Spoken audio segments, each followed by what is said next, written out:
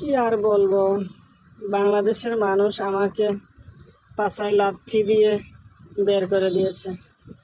শুধু আমি না, আমার বড় বোন হাসিনাকেও বের করে দিয়েছে। দুঃখের কথা কোথায় রাখবো, এই জন্য আমার মেয়ের কাছে চলে এসেছি। দেখি আমার মেয়ে আমাকে জায়গা দেয় কিনা থাকার। আরে আমার হাসু আপা, কি জন্য তুমি শহরে রাজাকার বলিলে? এখন তো আমি কত টাকা, কত হাজার কোটি টাকা আমি পাচার করতে পারতাম। কত হাজার কোটি টাকা আমার মেয়েকে দিয়ে আমি এখানে ব্রিটেনের মন্ত্রী বানিয়েছি। এখন আর এই টাকাটাও পাবো না।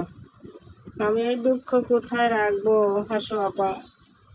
আমার আর দুঃখ রাখার জায়গা নেই। আমি এর জন্য আপনাদের দেশে চলে এসেছি, ইংল্যান্ডে চলে এসেছি। আমাকে একটু জায়গা দেন প্লিজ।